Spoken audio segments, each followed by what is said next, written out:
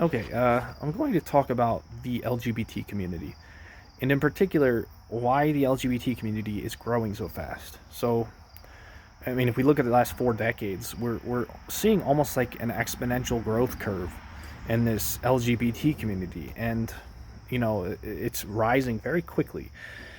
So, there's two traditional explanations I see, and I'm going to summarize those. So, the first is that basically this LGBT community was always here, but we weren't society wasn't so accepting of this LGBT community in the past. So people, they remained in the closet, right? They didn't come out of the closet. Whereas nowadays we're more accepting of it. We have legalized gay marriage and whatnot, so more people are coming out of the closet. This explanation basically says that the LGBT community isn't growing. It's just people are more accepting of it, and therefore they're more open about it, right? The other theory is a little more. The other explanation is a little more sinister, and it's that we are grooming children, right? And you hear this on the right a lot. It's that we are teaching children to identify as part of the LGBT community. We're conditioning them. We're encouraging them to choose their gender or whatever. Now, the thing about both of these theories is that there's not a lot of good evidence behind them.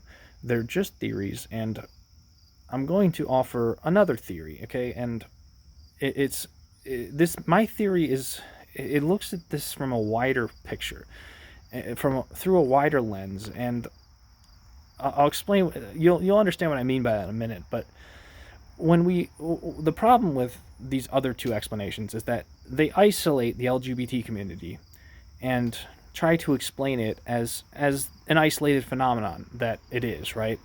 Rather than, again, looking at the wider picture. So, what is the wider picture I'm talking about?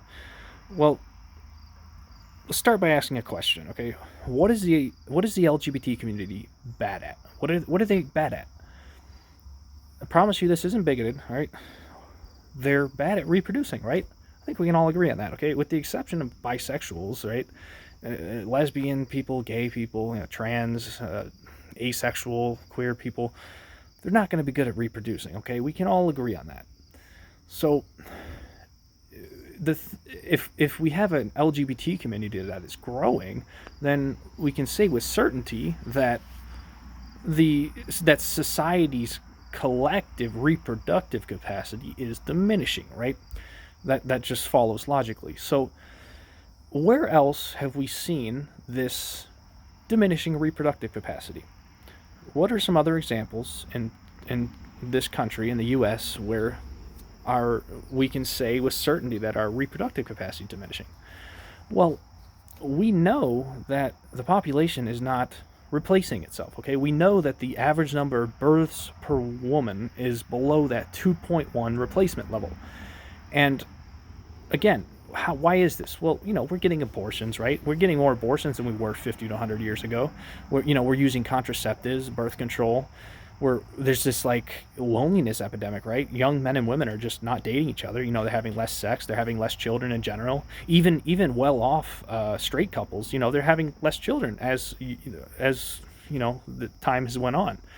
So, in other words, we are seeing a diminishing reproductive capacity across the board. Okay, and I want you to imagine that, the LGBT community, the growing LGBT community, is just an extension of this. Okay, rather than it being some isolated phenomenon, imagine instead that it's just another way that society is diminishing its reproductive capacity. So now we have to ask, why are we diminishing our reproductive capacity? Why are we having less children? Well, we know the answer to this question, right? It's the economy. Okay, the economy is 60% of people are living paycheck to paycheck. That means we can't support ourselves, let alone children. So the logical explanation is that we are having less children because we can't support the children, right? It's pretty smart of you to not bring children into the world if you're not capable of supporting those children. I can respect that, right? I'm one of them. So the point here is that I don't think the LGBT community is a product of evolving social rights, right? I don't think it's because people are becoming more accepting of the LGBT community, I think people are identifying with this community more and more, because it's almost like an evolutionary form of birth control. It's like an unconscious form of birth control. And I don't, I'm not looking down on this community. Okay, I don't want you to think that I'm looking down on people identifying as LGBTQ or whatever. I do want you to imagine, though, that, if we look into our genetics, right, we try to identify or isolate a gay gene, or a lesbian gene or whatever. We've not been successful with that. But at the same time, we've also, the field of epigenetics has kind of thrown our previous understandings of genetics. It's kind of thrown it under the rug, right? It's kind of changed the way we think about genetics. We used to think that your genes were dependent on your parents' genes, and so on and so forth. But now we're understanding better that you can actually express different genes depending on your lifestyle, okay? Depending on how you live. And the thing is, in the past, oftentimes, you're raised by your family, you're raised by your parents, you live the same lifestyle that your parents do. So, you're going to express the same genes that your parents did, that your parents have passed on to you. But if your lifestyle changes drastically from that of your parents, then you're going to express different genes. And that is what epigenetics is. It's the expression of genes based on your environment, based on your lifestyle. And basically what my theory here is that a growing LGBT community is epigenetics expressing genes in a certain way that is a response to poor resource allocation. So if you grow up in a scarce if you grow up in an environment scarce in resources, you are going to perhaps express genes in such a way that keeps you from having children. Okay, and again, that can happen through unconscious and conscious means. Okay, so you can consciously choose to have abortions, or to use contraceptives, or to not have children, or your genes can express themselves unconsciously and make you gay or trans. Okay, and again, I don't want to label the LGBT community as as if they have a disorder, or as if they're mentally ill. Now, here's the thing: a lot of people, they like to do that. They like to label trans people as if it's a mental illness or a mental disorder. But here's the thing: how do we define mental illness? How do we define mental disorder? We define it as dysfunction, right? Or as abnormality, right? Or more likely, abnormalities that cause dysfunction. So if you are behaving in a way that is dysfunctional, and you are a trans person, that's the logic we use to define a trans person as mentally ill, right? But here's the thing: again, if this growing LGBT community is a response to poor resource allocation, if it's a response to an economy that isn't providing resources in a manner that can support children, then it's not these people, these trans people, who are mentally ill. It is the economy that is ill. It is the economy that is disorderly. And we're putting the onus on the trans community. Why? Because, they want to change their gender. But in reality, it's not a mental disorder. It's not a mental illness. It's literally a mental adaptation. Okay, and what do I mean it's a mental adaptation? Well, if we keep bringing children into a world and they keep being raised in these poverty-stricken environments, crime and violence is a function of poverty.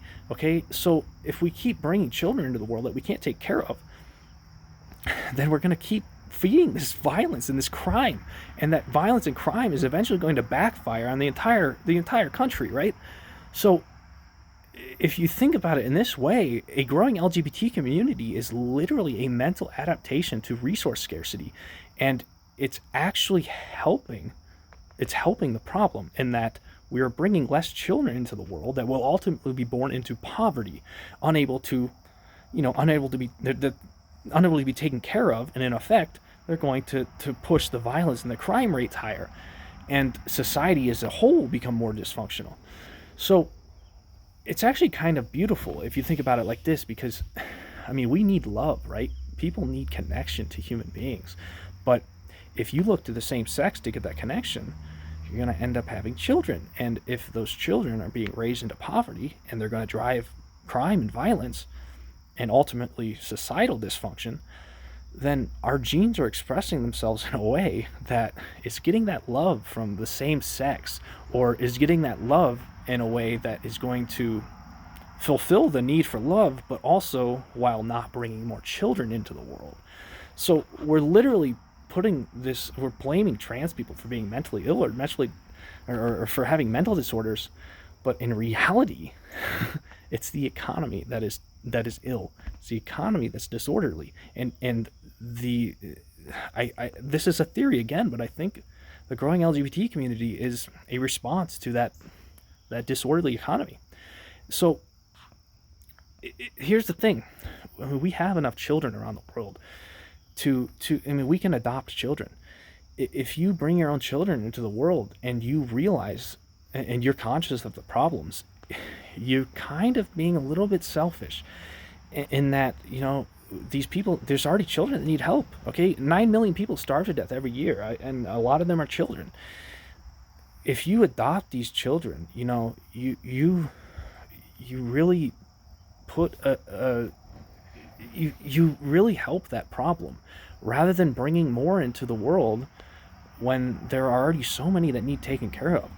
I mean, there was a movement a while back in the trans community that was calling trans people heroes, and I don't think that's true. I don't think you're a hero just because you're trans. But what makes you a hero is adopting a child who needs love, okay, who needs support, needs a family. So if you're part of, if you're a well-off, trans person, or part of this LGBT community, or even if you're a straight person, you're a straight couple, and you have money, consider adopting a kid, because you're going to fix the world in doing so. You're going to fix this this crime problem we have, this growing violence, this growing social strife. And if you don't want to adopt a kid, adopt a dog. The point is that we have so much life that's already here, that's already taken care of, that we're failing to take care of. And in effect, if we ignore that and bring more life just so we can say that we had a kid of our own, or just so we can say we had a puppy, that we raised from 3 weeks old, it's like you're throwing all that other life away in the process. And I'm not going to call you selfish because of it. I mean, but in a way, it kind of is selfish if you are conscious of these problems and you still decide that you need to have a child of your own because, I don't know, because your pride tells you need to. It's kind of selfish. I mean, if you want to become a hero as an LGBT member, I mean, adopt a kid, adopt even a dog, or do something that doesn't contribute to this growing economic dysfunction. And in effect, I mean, as I said, I think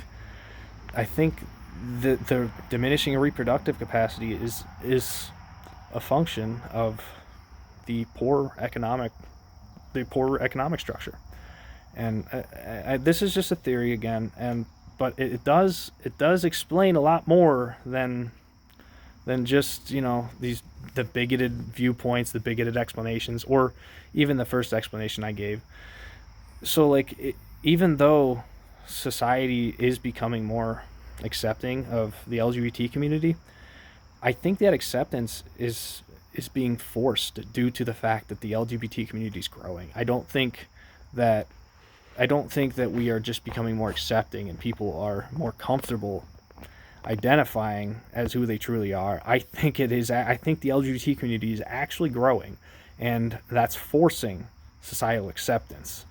So that first explanation I gave you in the beginning is, I don't think that's very, very correct. I think it's not looking at the whole picture again.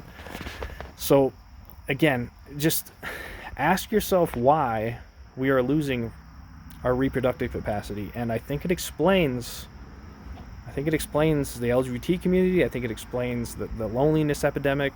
I think it explains everything, and it all stems from the economy. All stems from this ruling class who just wants to divide us along any divide they can, except the class divide. You know, the mainstream media is a big problem. I speak about that in my videos too, but just give that a little thought. Thanks for watching.